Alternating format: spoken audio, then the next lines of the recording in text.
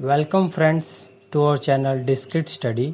सो friends, आज मैं आपके लिए इंडियन कॉन्स्टिट्यूशन के से रिलेटेड कुछ क्वेश्चंस लाया हूं जो कि आपको वेरियस एग्ज़ाम में हेल्प करेंगे, चाहे वो स्टेट लेवल के एग्ज़ाम्स हो, चाहे वो एसएससी से रिलेटेड एग्ज़ाम हो, चाहे वो टीचिंग से रिलेटेड एग्ज़ाम्स हो। वो आपको हर एग्ज़ाम में क्वेश्चन इंडियन कॉन्स्टिट्यूशन से देखने को मिलते हैं, जिसका ये पार्ट फर्स्ट है। तो आइए देखते हैं हमारे भारतीय संविधान से कुछ क्वेश्चन। तो पहला क्वेश्चन है आपका, which body frame the constitution of independent India? Drafting committee, constitution assembly, union constitution committee और वर्किंग कमेटी। सो किस बॉडी ने हमारे इंडिपेंडेंट इंडिया का कॉन्स्टिट्यूशन फ्रेम किया है? तो वो है आपके, करेक्ट ऑप्शन होना चाहिए आपका option A. Option A, drafting committee. Next question, the constituent assembly was set up in 1945, 1946, 1947, 1949। सो आपका कॉन्स्टिट्यूएंट असेंबली हुई थी सेटअप 1946 में। ऑप्शन बी आपका करेक्ट होगा। Next question, Who among the following was the chairman of the drafting committee of Indian Constitution? Pandit Jawaharlal Nehru, Sachchidananda Sinha, doctor B R Ambedkar, doctor Rajendra Prasad.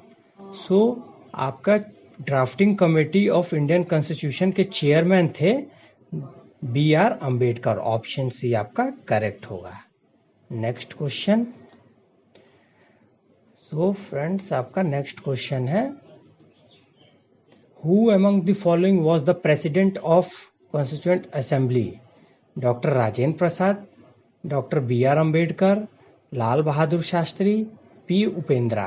So president है हमारे constitution assembly के, option A doctor Rajendra Prasad.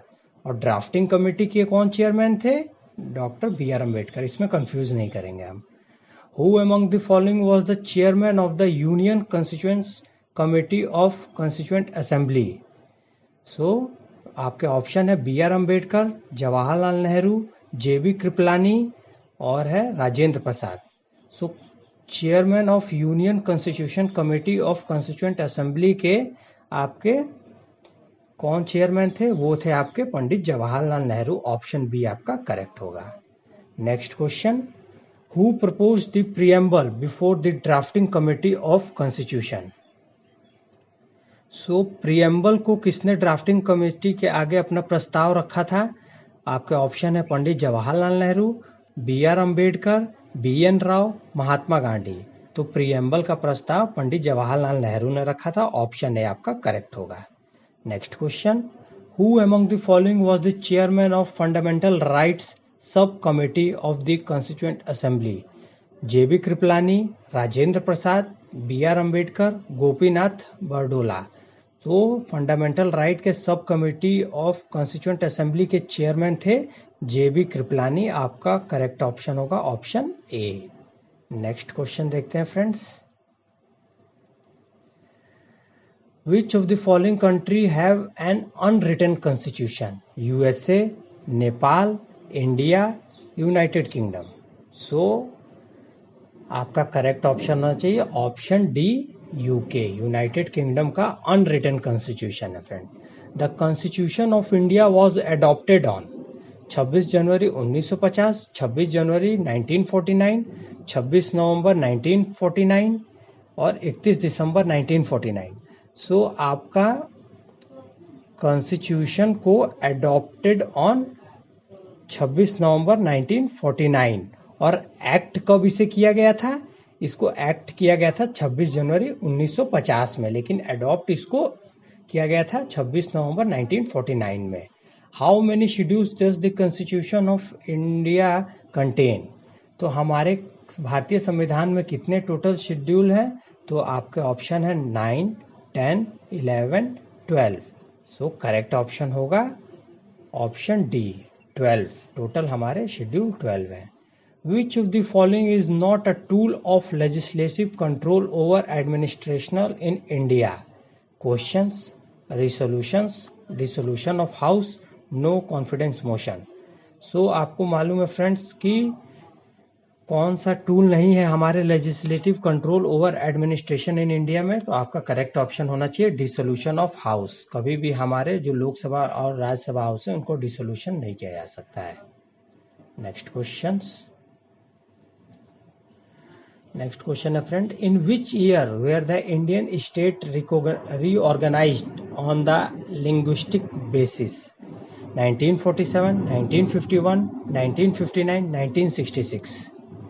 So आपका correct option होगा linguistic basics पे कब Indian states को और reorganise किया गया था? 1956 में। ऑप्शन सी आपका करेक्ट होगा।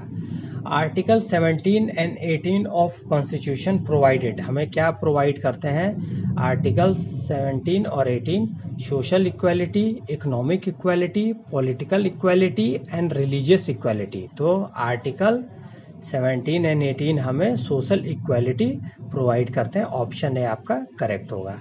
Next question, article 17 of the Indian Constitution provides for abolition of titles, equality before law, abolition of untouchability, equality of opportunity in matters of public employment। तो article 17 आपको provide करता है option C abolition of untouchability. Option C आपका correct होगा। In our constitution economic planning is included in. तो हमारे जैसा आप जानते हैं फ्रेंड्स कि टोटल आपके कितनी लिस्ट है? 3 लिस्ट है, union list, concurrent list, state list. So आपके ऑप्शंस भी हैं union list, concurrent list, state list, not any specified list. तो इकोनॉमिक प्लानिंग हमारी किस लिस्ट में आती है? सो आपका करेक्ट आंसर होगा कंकरेंट लिस्ट। ऑप्शन बी आपका करेक्ट होगा। नेक्स्ट देखते हैं फ्रेंड्स। सो फ्रेंड्स, ये आज मैं कुछ लाया हूँ आपको कि हमारे जो कॉन्स्टिट्यूशन बना है, भारतीय संविधान है, वो कहाँ कहाँ से हमने क्या क्या चीज़ लिया है, बोरो किया है हमारे कॉन्स्टिट्यूशन में। तो वो कुछ मैं लाया हूँ आपके लिए जो कि आपको एग्ज़ाम में देखने को मिलते हैं, इससे भी रिलेटेड क्वेश्चन। सो आइए थोड़ा इसको भी डिस्कस कर लिया जाए। सो फ्रेंड्स, यूनाइटेड किंगडम से हमने बहुत सारी चीज़ें ली हैं, जैसे कि मोस्टली आता है आपसे देखिए कि पार्लियामेंट्री सिस्टम, जो ये पार्लियामेंट्री सिस्टम है, इससे रिलेटेड क्वेश्चन पूछता है कि हमने ये कहाँ से लिया। तो हमने ये यूके से लिया।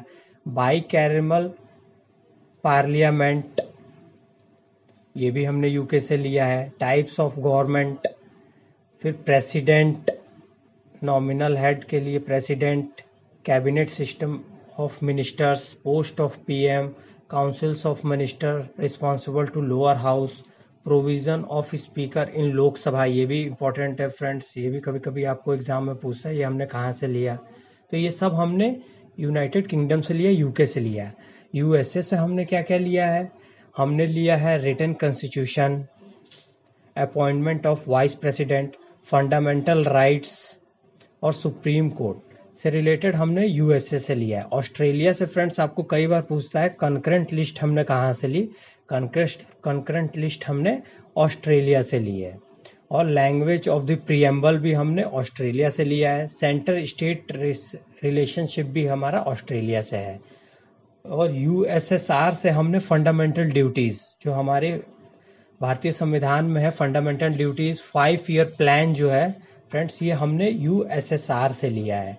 और जर्मनी से हमने जो भी हमारी इमरजेंसी पावर्स हैं, जो प्रोविजंस है उससे है, जैसे 352 आर्टिकल हो गया आपका, 356 हो गया आर्टिकल, वो सबसे रिलेटेड जो भी इमरजेंसीज के फ्रेंड्स हैं वो हमने सब जर्मनी से किया। जापान से हमने लिया है law on which supreme court function, जिसपे सुप्रीम कोर्ट एक्ट करता है, कैसे कार्य करता है, उससे हमने जापान से लिया। कनाडा से हमने फेडरल सिस्टम एंड रिजाइडरी पावर्स हमने ली हैं। और साउथ अफ्रीका से हमने लिया है संविधान में संशोधन करने के लिए प्रोसीजर ऑफ कॉन्स्टिट्यूशन अमेंडमेंट, संविधान में संशोधन के लिए हमने साउथ अफ्रीका से लिया। और आयरलैंड से हमारा मेन पूछता है directive principle of state policy, हमने कहाँ से लिया? आयरलैंड से लिया। तो फ्रेंड्स, ये कुछ इंपॉर्टेंट क्वेश्चन, इससे आपको कुछ क्वेश्चन बनते हैं कि हमने कहाँ से अपने संविधान में क्या क्या, किस किस कंट्री से हमने क्या क्या लिया है। सो ये भी आपके लिए इम्पोर्टेंट है। आइए आगे देखते हैं। आज के लिए इतना ही फ्रेंड्स। तो आपको हमारा ये पार्ट कैसा लगा हमें कमेंट करके बताइए। अगर आपको अच्छा लगा तो प्लीज़ हमारे चैनल को लाइक कीजिए, शेयर कीजिए, सब्सक्राइब कीजिए और अपने फ्रेंड सर्कल में इसे शेयर कीजिए। Thank you.